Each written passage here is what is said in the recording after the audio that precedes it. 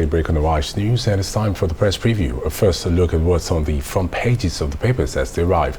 We'll begin with our sister publication, This Day. The first headline in This Day: Senate House committees backed SICL's 100% acquisition of Polaris Bank, and Siemens deal. Buhari assures 20 power transformers, mobile substations ready by May. Aisha Buhari: not sure my husband's government has met expectations of Nigeria. And also, relievers Shell resumes crude oil export at 400,000 barrels per day for Kados terminal. We've lost our most valued crude oil buyer, says the federal government. In the Punch newspaper, 10.7 trillion naira budget deficit. Government may sell TBS and IPPS and 25 key assets. And there are pictures from that anniversary yesterday and SARS demonstrations. Youths demand justice, police tear gas protesters. And Kogi gets first derivation allocation as oil producing state. And we've lost our most valued crude oil buyers. And we'll move to the Nation newspaper now. Federal government halts deduction of CBN's loans to states as NEC raises panel to review budget support repayments. And police: why we dispersed NSAS protesters. NDDC gets acting MD board. The Sun newspaper, Constitution review, House of Assembly speakers fight back. And SARS memorial: we didn't fire live bullet to disperse protesters. And that's a testimony from the police. And Peter Obi suspends campaign, visits Benue victims and IDPs. And from the Leadership Friday, the big headline there is 2 years after states failed to implement judicial panel's recommendations. That should be on the NSAS protest there. We've never promised to compensate victims of police brutality, Rivers government. And Kogi received first allocation as oil producing state. And Liz Truss goes down as short as 7 p.m. as fresh contest begins. The international papers, the Financial Times: Liz Truss quits after 44 days as Prime Minister.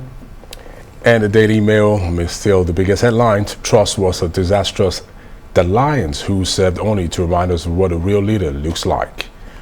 The Independent: voters demand general election to pick new PM. In the Daily Express: will Boris bounce back to number 10? Okay, I mean, he's in the running. Let's see what happens. The I paper is not looking good. She's still alive, but she's gone in 44 days. And the Guardian: the bitter end, and that's referring to Liz Truss. For the press preview, let's bring in Emmanuel Bell. Good morning, Emmanuel. Good to see you. We're starting with This Day. Let's take it off from here.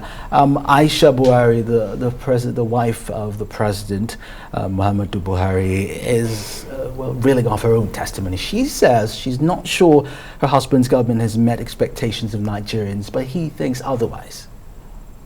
Well, yeah, and this is not the first time Aisha Buhari has proven to be a different kind of first lady. I mean, a different kind of spouse to the president. Normally, wives of president, they are the greatest cheerleader, and they talk about remember Patient Jonathan and the way she talks about her husband and his achievement. But Aisha doesn't do much of that. She's been known to have voiced serious reservation about her husband's government and of course the performance of the government. In the past, she has actually also criticized some of the decision making mechanism of the government. So she's not your regular. I think a lot of people are beginning to see her as a different kind of voice altogether. And this is really, really serious. She's coming out, especially just 48 hours after the president had that ministerial briefing where he did a lot of chest beating, saying that, look, it's just that people have not sold his government, or the marketers of his government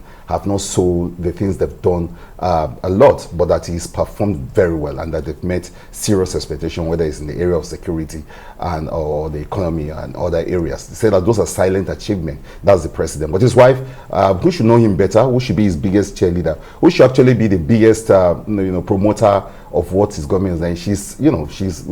She's giving her husband a sort of slap of reality and saying, no, this government has not performed the way it should be. That seems to be largely the opinion of a lot of Nigerians who think that this government has not performed very well, especially because the expectations were really, really high. So Aisha Buhari is now benchmarking these achievements. There are probably one or two achievements, but she's saying that they were not good enough, given the expectation, the huge expectation in 2015 when Buhari was the star boy and a lot of people expected so much from him. It was almost like a messiah. He had that whole messianic kind of outlook. But the wife now, in this twilight of the administration, doing a lot of soul searching and maybe some kind of reflection, saying that no, we've not done everything that Nigerians, or a whole lot of things that Nigerians thought were buying out, not in glory, but the exit is not going to be one that can be written in the stars. Now, man, it's still on not meeting Nigerians' expectations, as rightly said by the president's wife. Former President Olusegun Obasanjo has come out to say, decry the deplorable conditions of the roads in Nigeria. Now, this goes against the statement of the minister said yesterday. Let's talk about this. Yes, it's as if it were 24 hours later. There's been a lot of rebuttals and people fact checking on some of those claims. The wife of the president doing hers, and then the former president also talking about the roads. And a lot of Nigerians will agree, like I said yesterday, that look, the roads are really bad. Forget the claims that the minister is making. It's Nigerians who ply these roads will tell you again and again that maybe there's a disconnect between the people in government who actually don't use the roads. Benny, they fly all the time, so they don't use the roads to know how deplorable they are. So for any government, especially this government, to come and say the roads are doing very well, shows a serious disconnect. But Obasanjo probably knows or he's in touch with what's happening, reality on ground. Said these roads are not doing very well, and many Nigerians will agree that the roads, whether it's the one leading to their villages or the one connecting the states, or even major roads within some major metropolis, you'll be shocked at the crisis of potholes, broken roads, and it's part of the crisis Nigerians are facing, because someone say the road to development is just that, good roads. Where you don't have roads, you can't actually have inroads into any kind of development. So Obasanjo, with his own slap of reality, just like the First Lady, saying no, these records are not good enough.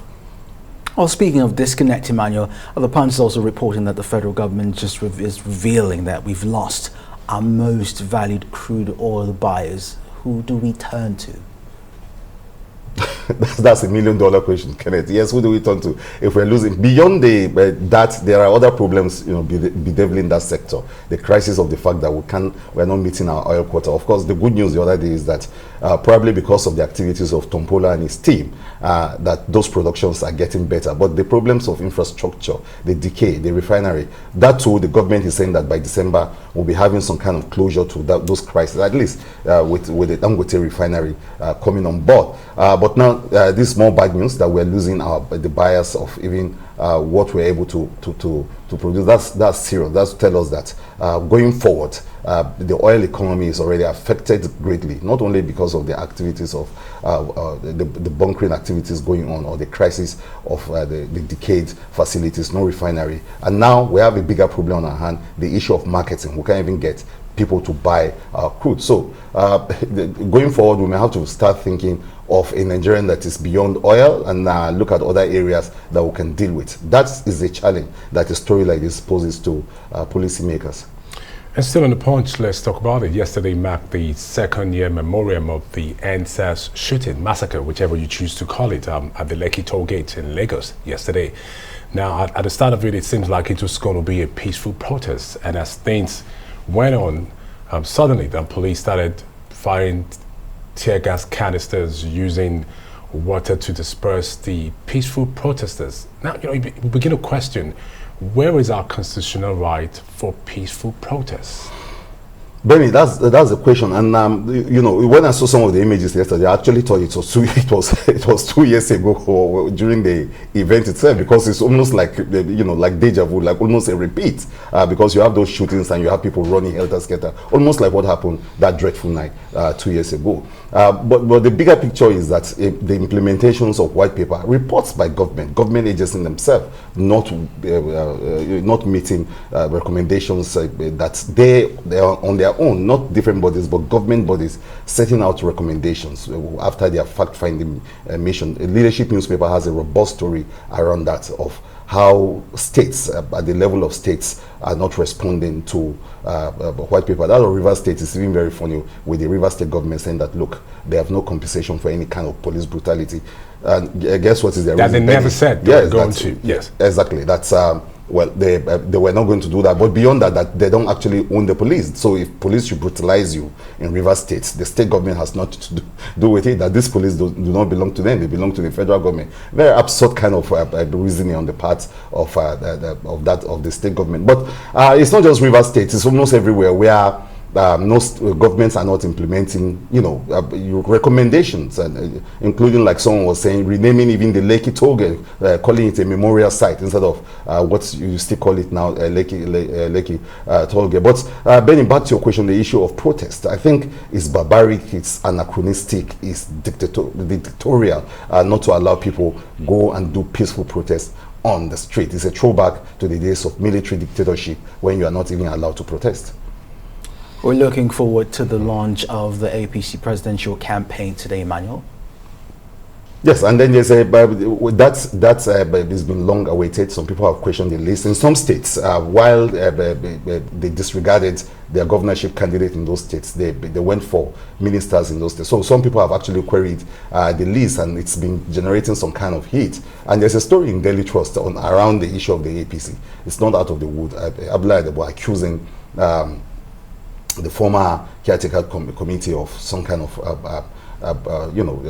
corruption. So in the midst of all of that, APC seems to be getting its act together, and now they are ready to launch with a very, what looks like a comprehensive list of their coordinators around the states. The next thing is for them to actually hit the road and sell the APC brand to Nigerians. So I'm largely saying that, look, the APC has not performed very well. It's going to be the job of these men and women on those lists to be able to go back to their states and sell not just the record of the APC, but the Muslim tickets in some of these states that are predominantly maybe one-sided. Those are the kind of crises, and so APC will be confronted with. And then the crisis of Tinubu as a person, the crisis of the party itself, the records, the sort of thing we're talking about, good roads, security, electricity. Those are the issues that APC will have to go back, convince Nigerians that this last 8 years, their lives were better than that, and that they should actually vote for it again. It's the next challenge as they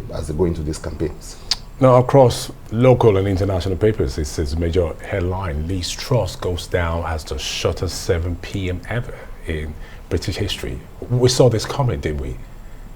Yeah, well, yeah, we saw it coming, but we didn't know that it was just going to happen yesterday. And then, of course, look at the coverage by the papers. Very, very interesting headlines gone in for 4 days, almost as if it's the title of a movie. But this is reality, and it's happening. And it's so sad because it's like I said, it looks as if Liz Truss was not really ready for this, thing. I think women generally around the world will wonder why, she gave them, there was the best opportunity to show what a woman can do once again, to follow in the footsteps of Theresa May or Margaret Thatcher. But in our own case, it was short-lived, and the papers are having a playful day, some of them not kind to her, reporting it in manners that suggest that it was mocking her, saying that her reign was nothing short of course, there was no leadership there was only comedy. It's so sad. At a personal level, it's a sad day for her, but generally, it's also a lesson for leadership and leaders around the world.